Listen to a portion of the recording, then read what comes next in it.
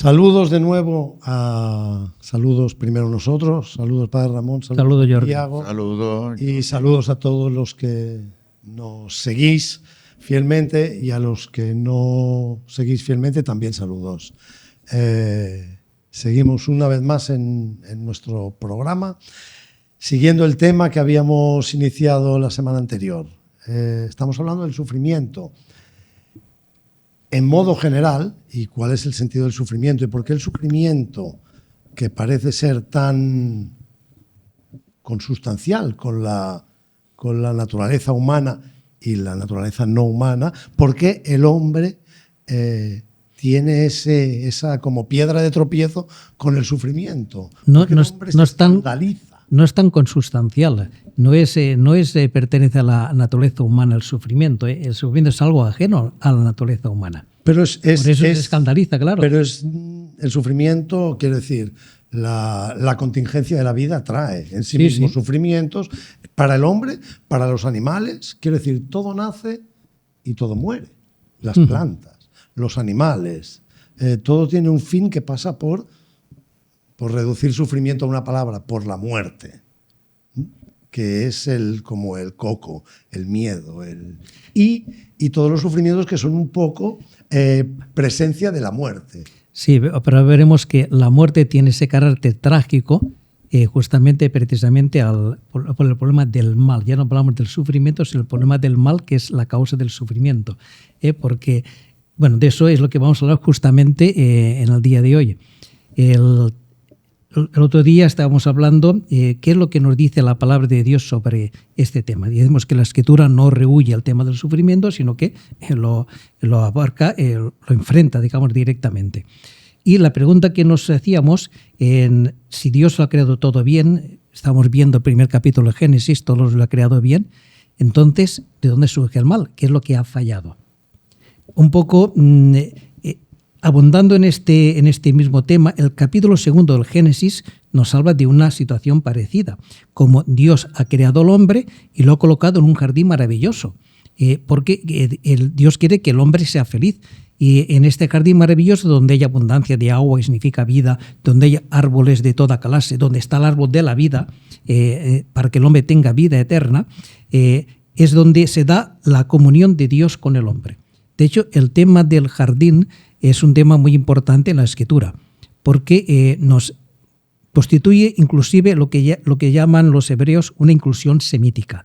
Comienza la Escritura con un jardín y termina la Escritura con otro jardín, que es la Jerusalén celeste, que está descrita con las mismas características del jardín.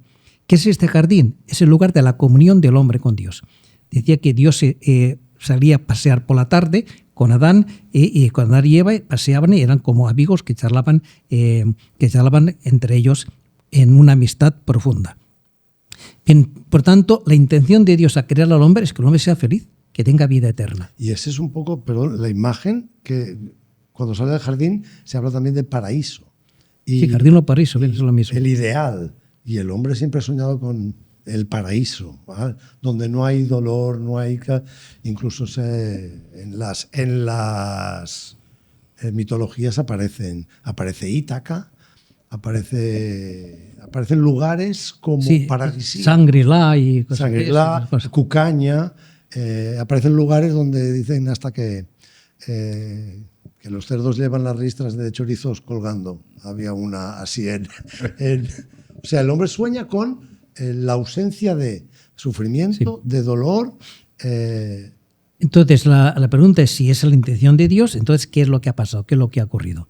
Bien, pues esta respuesta, esto nos responde el capítulo 3 del Génesis, donde nos habla, allí están en este jardín maravilloso, y ahí aparecen ahora, se van a encontrar dos criaturas dentro de este jardín. Una que es humana, que es Eva, y otra que es angélica, que es la serpiente, que es la figura de un ángel rebelde, del demonio. Y va a haber una conversación entre ambos.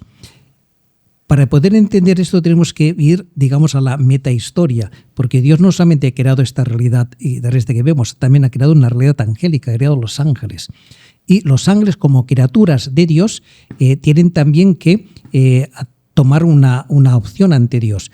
Aceptan su condición de criatura, pero ha habido unas que no ha aceptado esa condición, que se ha revelado precisamente el ángel, digamos, más bello y más perfecto, Luzbel, viendo su grandeza, no ha querido aceptar estar sometido a otro, ha querido ser él autónomo, libre, independiente, y se ha rebelado contra Dios, renegando de su condición, que es una criatura, porque el ser lo ha recibido de Dios. Y ha arrastrado consigo a otra cantidad innumerable, no sabemos, de ángeles suyos, que es lo que llamamos los demonios. Pues bien, este ser que odia a Dios, odia también a la criatura de Dios. Dicen las malas lenguas, eso porque también hay también malas lenguas por ahí, que la causa de la rebelión de Luzbel fue el hecho de que tenía que servir a una criatura tan miserable como es el ser humano. Porque de hecho los ángeles están a nuestro servicio. Dios los ha creado, están contemplando el rostro de Dios, pero están al servicio nuestro. Pues bien, dicen que Luzbel no aceptó el tener que servir a una criatura tan débil como era el ser humano. Por eso el demonio odia a la obra de Dios y obra sobre todo a la obra, digamos, al ser que Dios ha creado, que ama por sí mismo, que es el ser humano y quiere su destrucción. Pues ha habido un diálogo en que esta serpiente le dice a la mujer: oye, me he enterado de que Dios os ha prohibido comer de los árboles del jardín. Sí, esta carne está lleno de árboles, pero os ha prohibido comer de estos árboles. ¿Qué sentido tiene ese? Y Eva le replicará: no, perdona, estás mal informada. Podemos comer de todos los árboles del jardín, solamente hay uno, el árbol de la ciencia del bien y del mal, que Dios ha dicho que no comamos de ese, pero los demás sí que podemos comer. Es lo que pretendía el demonio. Y dice: caramba, ¿y qué tenta de especial este árbol que los demás sí y de este no? ¿Sabes? Es que Dios tiene envidia de vosotros y sabe que si coméis de este árbol conoceréis el bien y el mal. Entonces ya no tendréis que depender de Dios. Seréis autónomos, seréis libres. Y es justamente lo que Dios no quiere de vosotros. Aquí aparece por primera vez la palabra mal. Aparece mal. Adán y Eva no tienen conciencia de mal. De que no lo tienen, ¿no? De que hay algo que sea mal. Bien, el caso es que esa es la tentación diabólica en la que cae también el hombre. Cae Eva y da de comer también a Adán, escuchando esta voz del enemigo que quiere arrastrar al hombre a la misma rebelión que él tiene contra Dios. Entonces, ¿qué es lo que ocurre cuando, digamos, el ser humano come de este árbol de la ciencia del bien y del mal, que es un símbolo? ¿Qué es la ciencia del bien y del mal? Mira, esto es lo que está ocurriendo justamente hoy en nuestros días. Hoy el hombre está diciendo, ha renegado de Dios y él se está dando sus propias leyes, está decidiendo, determinando qué está bien y qué está mal. Diciendo, por ejemplo, Dios ha dicho una cosa muy clara, por ejemplo, no matarás. Entonces el hombre dice, bueno, sí, bien, no matarás, pero en caso de que haya una malformación en el feto, en caso de que la madre se sienta estresada por el hijo que tiene ahí, en caso de, se puede matar. O en caso de una persona esté muy mal, esté sufriendo y por tanto vamos a darle la eutanasia, la muerte digna. En este caso se puede matar, etcétera, etcétera. Estáis diciendo, el hombre está determinando en contra de Dios, legislando en contra de Dios. Yo creo que usted está siendo muy, muy suave porque al final el problema de la determinación de eso es si quiere o si no quiere. No es que venga con malformación, que tenga problemas y todo esto. O sea que sí, ahora ya es que quiero y se acabó. Hemos pasado un plano en que, por ejemplo, aquí en nuestro país todavía se está bregando por las 3 causales, pero eso ha pasado en todas partes, que se comienza con las 3 causales y se termina con aborto libre o con leyes como las que se quieren proponer, por lo menos, de que el niño puede tener hasta 15 días de nacido y se puede disponer de él. Se puede disponer de sí. No quieren. Sí, sí. Que sí o que no. Sí, ahora en este momento ya es un derecho entre comillas, que tiene la mujer para matar a su propio hijo. Bien, por tanto, ahí eso es justamente lo que nos quiere reflejar este hecho de comer del árbol de la ciencia del bien y del mal. El hombre que se revela contra Dios y se aparta de Dios. Pero claro, si yo rompo la comunión con Dios, a mí la vida me viene de Él. Si yo rompo esta comunión, es como uno que corte el cordón umbilical con su madre, pues se muere, sencillamente. Y esto es lo que ha experimentado el ser humano, ha experimentado la muerte. Por eso, no vamos a entrar en este punto porque ya lo hablamos en otra ocasión. Hay un contraste, el ser humano es expulsado del jardín porque ya no está en la comunión con Dios y el contraste es que vive en la estepa, donde no hay agua, donde no hay vida, no hay nada, es decir, ha pasado de la vida, ha pasado a la muerte.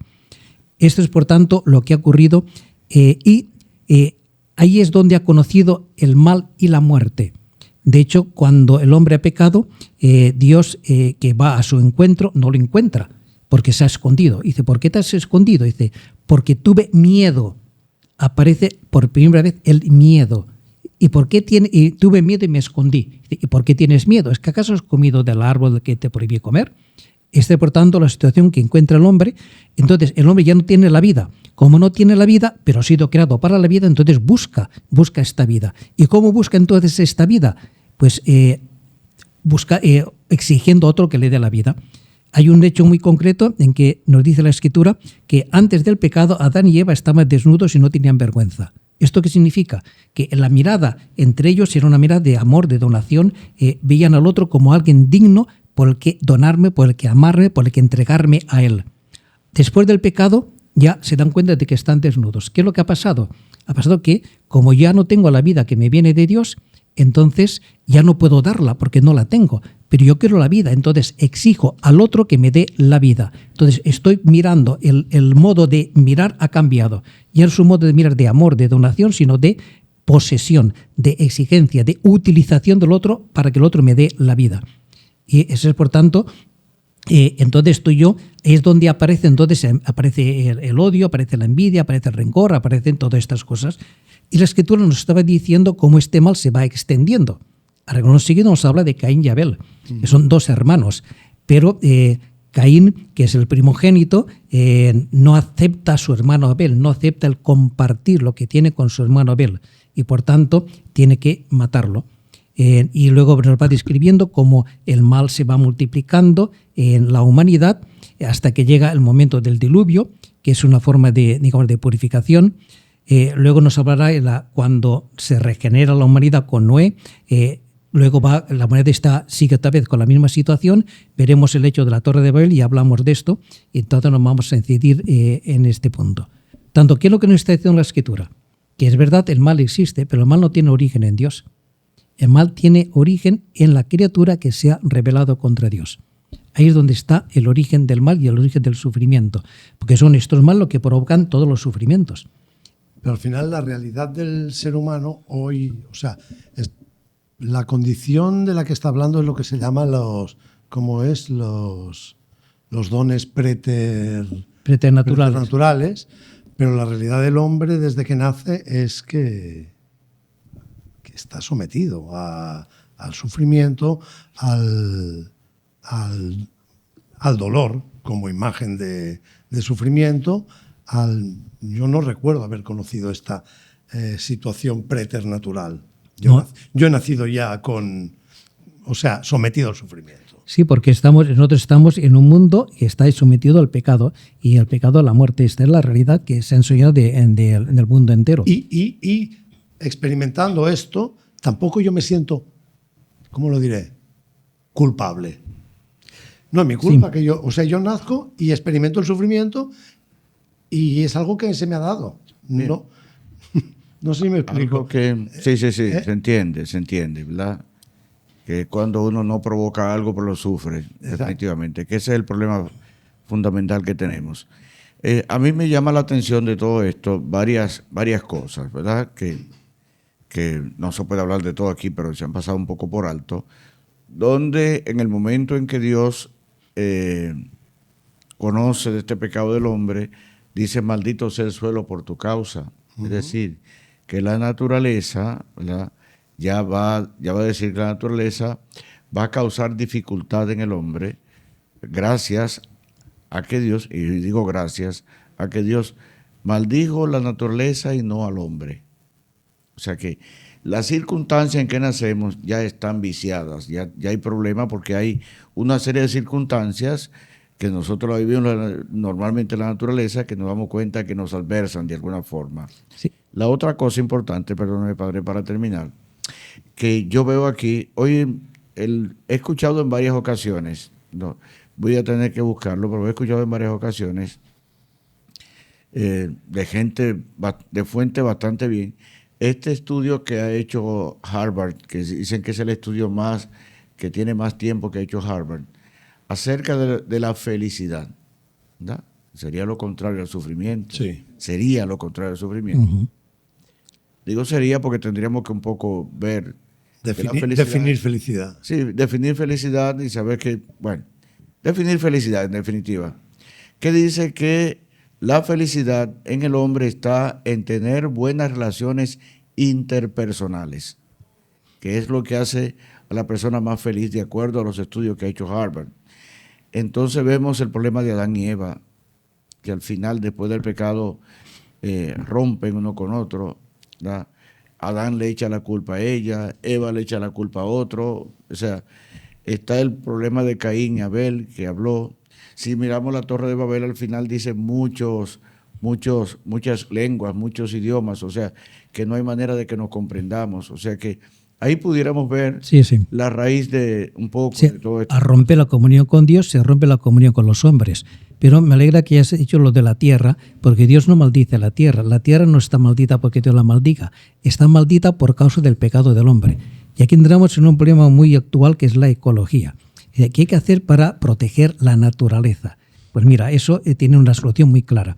Si Dios reina en el corazón del hombre, la tierra goza. Y San Pablo dirá en la carta a los romanos que la naturaleza entera está expectante, aguardando que los hijos de Dios se manifieste para ser liberada de la esclavitud a la que ha sido sometida. ¿Quién somete a la naturaleza a la esclavitud? El pecado del hombre. Porque si en el corazón del hombre está el dinero, por ejemplo, ¿qué hará el hombre que ama el dinero? Explotar la naturaleza. Entonces destruirá bosques, entonces contaminará ríos, hará todo esto, utilizará la naturaleza para su provecho. No la amará. En cambio, aquel que tiene a Dios en su corazón, pongamos por ejemplo un caso típico, Francisco de Asís, toda la naturaleza es su hermana, todos los ríos, los montes, la lluvia, hasta la misma muerte, todo lo ve de una forma muy diferente. Entonces, la tierra está maldita por causa del pecado del hombre que explota la tierra, porque busca en ella la vida que no tiene, enriquecerse, hacer lo que sea. Este es, digamos así, lo de la maldición de la tierra. Muy bien. Bien, aunque el buscar en la mano humana la causa, lo digo porque es muy actual el tema de la... Sí, eso es muy complejo. ¿Cómo se dice? La crisis climática o la emergencia climática. Ponerla como culpable la mano del hombre... No, en absoluto. Es tendencioso. Es una mínima parte, porque los cambios climáticos suceden en la Tierra, han sucedido durante los millones de años que lleva la Tierra, han sucedido constantemente. Es una cosa, digamos, propia de la naturaleza de la Tierra. Pero no vamos a entrar... No, pero que en el fondo ahí yo detecto, de alguna forma, un enorme desprecio por la misma especie humana, equiparándola a un montón de especies, cuando la relación con Dios de la especie humana es única respecto de las demás especies. Cuando Dios desaparece de la naturaleza del horizonte humano, el hombre se muere. Porque el hombre es imagen de Dios. Por tanto, ese desprecio de la naturaleza humana que estamos viendo constante en nuestra sociedad, de hecho, hay personas que dicen que los hombres tienen que desaparecer para que la naturaleza reviva. Exacto. Eso simplemente es una consecuencia del abandono a Dios. Porque entonces ya el respeto a la persona ya no existe, se ha roto esa comunión con el hombre. Pero eso sería un tema muy complejo y muy... que podemos tratar también en su momento. Siguiendo un poco con lo que está diciendo la revelación sobre el problema del sufrimiento, ya nos dicho una primera cosa. En primer lugar, que el sufrimiento es consecuencia del mal, y el mal es consecuencia de la ruptura de la comunión de Dios con el hombre, aquello que llamamos pecado. Entonces... a partir de este momento surge ahora una consecuencia. Es decir, el mundo de la Biblia entiende que el pecado del hombre, y por tanto Dios, que es juez justo, paga a cada uno según sus obras. Y por tanto, que Dios a la gente buena les da una larga vida, una vida que son llena de felicidad y demás. En cambio, a los malvados, a eso los corrige y a eso tiene una vida corta y una vida que acaba prontamente. Esta es un poco la primera impresión que nos da la Escritura sobre la consecuencia del pecado. Dios a los buenos los premia con una vida larga y honrosa. Así, por ejemplo, pues los patriarcas vivieron tantísimos años. El número que vivan tantos años significa una vida llena de Dios. En cambio, los malvados viven poco. Sin embargo, esta visión no coincide con la experiencia que tenemos nosotros. La experiencia que tenemos nosotros es que muchas veces la gente malvada es la que prospera y en cambio los buenos y los inocentes son los que sufren las consecuencias de este pecado. Y a esta cuestión viene a responder un libro muy importante de la Escritura, que es el libro de Job. Ahí se presenta con toda crudeza esta situación. Conocemos que Job, que es una persona justa, que se ha desvivido por los demás, sin embargo, sufre una serie de calamidades. Pierde toda su familia, pierde toda su hacienda, incluso él mismo tiene una enfermedad gravísima y está ahí postrado prácticamente abandonado de todos en un muladar.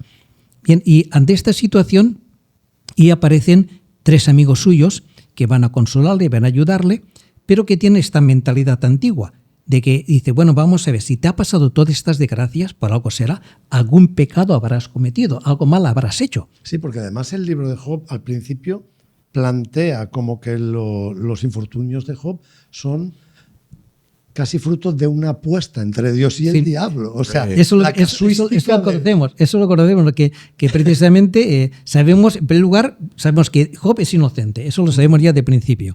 Y que hay una especie de prueba en la que Satán influye a Dios para que le someta a prueba, para ver si realmente cuando todo le va bien está aceptado a Dios y por tanto le sirve a Dios. Vamos a ver si cuando las cosas le van mal, también entonces es fiel a Dios. Eso es un poco entonces ya aparece el sufrimiento de Job, pero esto lo quería hablar después como una especie de prueba para Job. Pero bueno, centrado en primer lugar en la primera cuestión.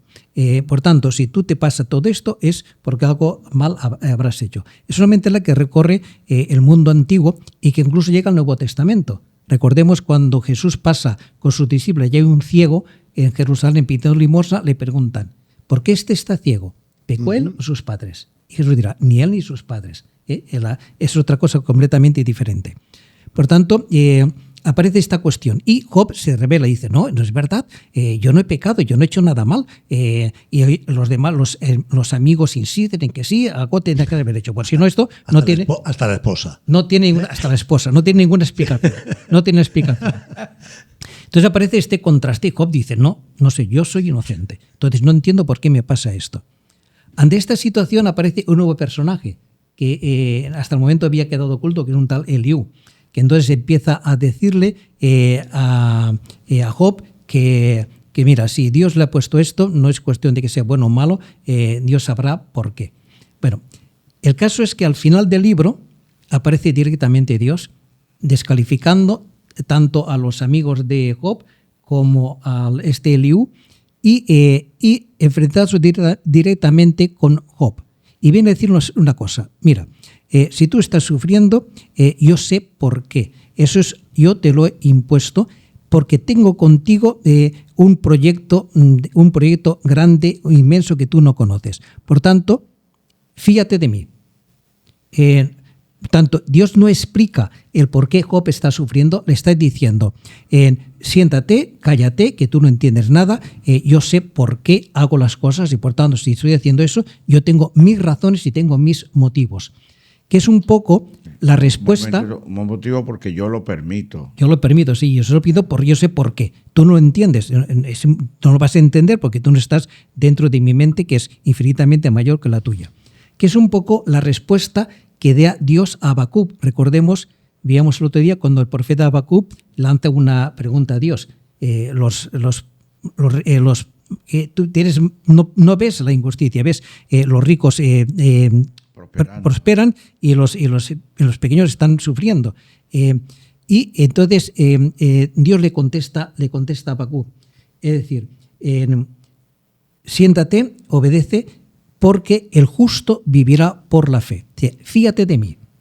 Es verdad que ahora no entiendes por qué te estás sufriendo, pero yo sé por qué hago las cosas. Fíate de mí, pon tu confianza en mí, apóyate en mí y en su momento se aclarará. Es, por tanto, un poco la respuesta que nos da el libro de Job ante esa situación del sufrimiento del inocente. Claro, es una respuesta que no nos acaba de satisfacer, ¿no? Decir, mira, fíjate de Dios, Dios sabe por qué. ¿Pero por qué? Dios lo sabe. Fíjate de Dios,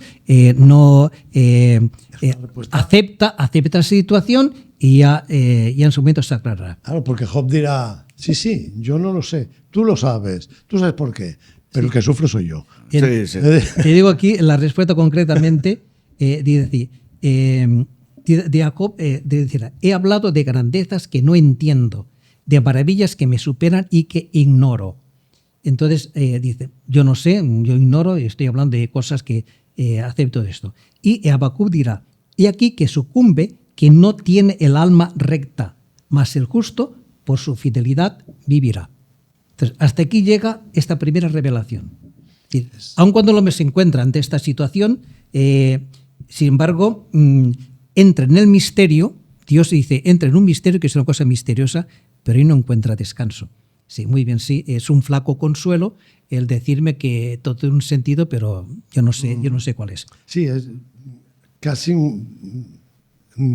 remite a la trascendencia, a decir, no te quedes en eso, trasciende más allá. Es como también el profeta Jeremías en las Lamentaciones tiene un poco este diálogo, sí, que al final Dios le dice, oye, siéntate, solitario y silencioso, que Dios te lo ha impuesto. Quizá haya esperanza. Sí. No rechaza para siempre el Señor. Hay otro pequeño detalle en el libro de Job, porque sabemos por el prólogo del libro que esto lo que está pasando a Job es una especie de prueba y una especie de entre Dios y Satanás. Por tanto, aquí nos está esbozando un atisbo de que a veces el sufrimiento puede tener una función educadora, que le está ayudando a Job a que pueda entender que Dios es el que lleva la historia y, por tanto, que le aprenda a amar en las cosas buenas y en las cosas malas, en la prosperidad y en la adversidad. De hecho, Job llegará a esta conclusión. Dios me lo dio, Dios me lo quitó, bendito sea el nombre de Dios. Tanto, y aparece ya un atisbo de posible respuesta de que el sufrimiento puede tener también una función educadora. Y yo me atrevo a ver una función más, incluso más allá, que es en la paciencia y en la espera, ayudamos a poner a Dios como el verdadero y a darle una galleta al demonio. O sea, a bendecir a Dios, a poner a Dios en su lugar y a poner al demonio como mentiroso. Sí, entonces el sufrimiento puede aparecer como una especie de pedagogía de Dios para ayudar a la persona. Esto, por ejemplo, el libro del Deuteronomio lo dice claramente. Dice, acuérdate de todo el camino que Yahvé tu Dios te ha hecho andar durante estos 40 años en el desierto para humillarte, probarte y conocer lo que había en tu corazón, si ibas o no a guardar sus mandamientos. Date cuenta, pues, de que Yahvé tu Dios te corregía como un hombre corrige a su hijo. Es una forma de corrección. Y esta línea la desarrollan también mucho los profetas. Por ejemplo, dirá el profeta Jeremías, dirá, ¿por qué nos hace Yahvé nuestro Dios todo esto? Porque nos hemos apartado de él. Porque lo que está pasando, de hecho la destrucción de Jerusalén, ¿por qué Jerusalén es destruida? Porque Judá se ha apartado de Dios, se ha ido detrás de los ídolos, y a pesar de que los profetas le han llamado a conversión, no le han hecho caso. Tanto la consecuencia de la propia política de Judá es rebelarse contra Babilonia y, por tanto, el ir al destierro.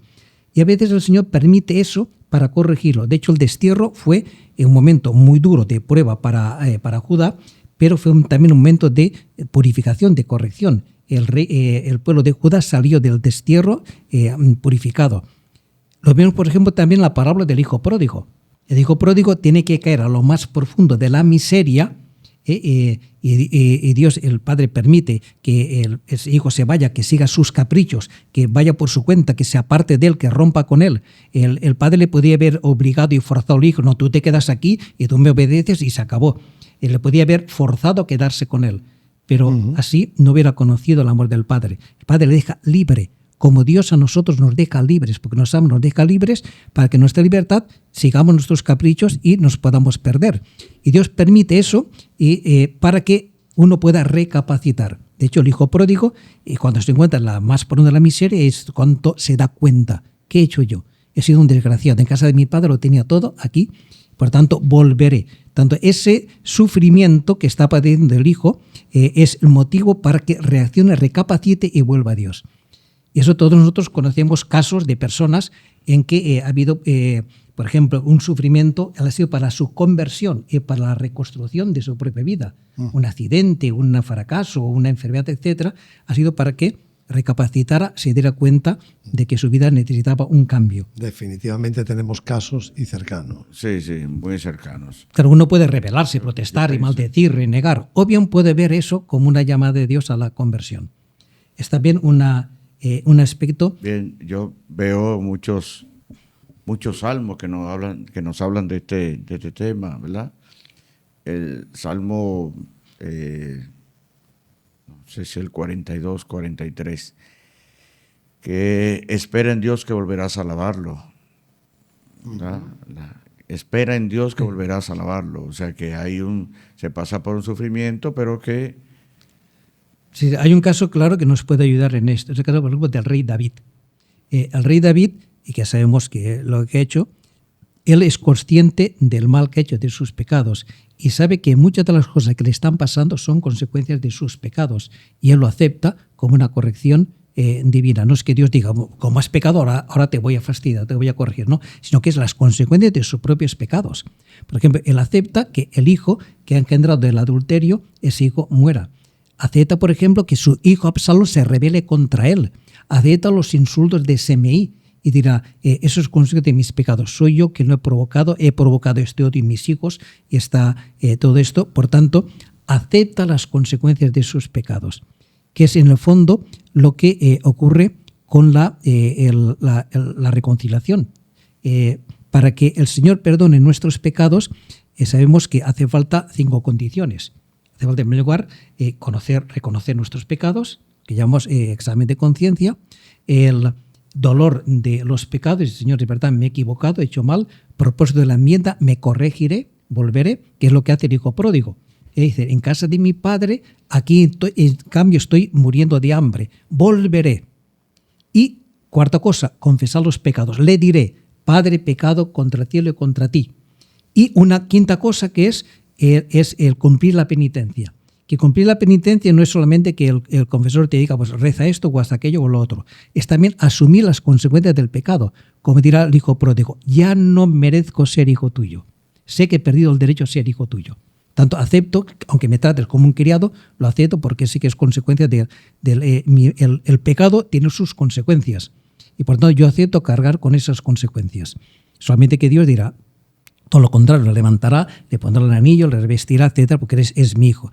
Pero eso es, a veces el sufrimiento puede tener ese, digamos, digamos, no me sale la palabra, esa vertiente medicinal que nos puede ayudar, nos puede curar. Bien, esto de las consecuencias del pecado yo pienso que es un tema para tratarlo mucho, ¿verdad? Sí. Porque, por ejemplo, lo que tenemos hijos, ¿verdad? Jordi, tú sabrás cuántas veces uno piensa que las acciones que yo hago o he hecho en mi vida recaerán en sufrimiento sobre mis hijos.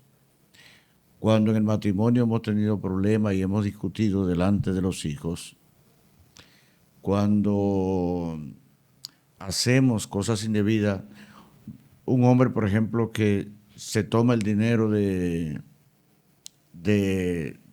la casa y se lo coge para tomárselo, ¿verdad? Y al final las consecuencias, ¿quiénes la sufren? Yo conozco, por ejemplo, conozco varios, pero conozco un caso que es el que más me ha impactado, de un hombre que tomaba y hacía show en la calle, ¿verdad? De hablar y todo el mundo alrededor de él. Y entonces cuando la muchacha salía el otro día para la escuela, que todo el mundo decía, ¿tú te acuerdas del borracho de anoche? Mira, esa muchachita hija de él. O sea que esto del pecado y sus consecuencias no es una papita, no es algo para tomarlo como, sino que en realidad causa mucho sufrimiento. Sí, sí. Esta consecuencia del pecado son sufrimientos para otro y muchas veces sufrimiento para alguien que uno no quisiera que fuera a pasarle. Y uno ver, a medida que los hijos van creciendo, ver cómo actúan los hijos y en el fondo decir, pero ¿de dónde he aprendido esto? Sí. Esto es de mí. Cuando lo vemos discutiendo uno con otro. Este es mi pecado. Y dicen las mismas palabras que tú dices, como Sí. argumentos. Ay, Dios mío. Yo pienso en David con Absalón. Ay, ¿de dónde ha aprendido Absalón esa violencia? De su padre. Sí. Sí, sí. Ya se lo dirá CMI, hombre sanguinario. ¿No? Bien, hay otra palabra sobre el sufrimiento, la vemos muy brevemente. Muy que breve y la dejamos como es el caso, apertura del es el caso, no, siguiente. cerramos esto porque Sí. es el caso de José de Egipto, que es vendido por sus hermanos, que es llevado ante Egipto como esclavo, es comprado por Potifar. Potifar lo pone al frente de su casa, pero su mujer se encariña de él, le acusa falsamente de tal, entonces es metido en la cárcel, está en la cárcel, ahí injustamente, en fin, todo, no podemos repetir todo esto de José. Y sin embargo, Dios lo lleva todo esto para que a través de todo esto, a través de los sueños, lo encumbra, lo hace virrey de Egipto y a través de este sufrimiento lo que ha propiciado que José luego se convierta en salvador de su propia familia, de sus hermanos. Entonces, él mismo les dirá a sus hermanos cuando se da a conocer, mira, no es casualidad, todo este sufrimiento Dios lo ha permitido para un bien mayor. O sea, gracias a este sufrimiento ha salido un bien mayor. Tanto a veces el sufrimiento tiene esa cualidad, que es permitido porque de ahí se va a sacar un bien mucho mayor. Es otro aspecto, pero ahí lo dejamos. Y ahí se introduce también el tema del sufrimiento del inocente, que es el que más escandaliza. Pero lo dejamos ahí en el aire. Porque la semana que viene todavía estaremos tratando con el tema del dolor, el sufrimiento y, en definitiva, la muerte, que es un tema que al final toca.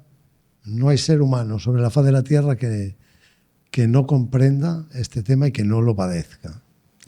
Así que lo dejamos ahí abierto y en una semana volveremos a vernos. Sigan, si quieren y si les parece que lo que hacemos es de su agrado, sigan Que comenten. comentando, suscribiéndose y ya les dijimos y continuamos diciéndolo, vamos muy pronto a hacer otro programa en vivo para tener más interacción con todos ustedes. Pasen buena semana y hasta la semana que viene. Hasta luego.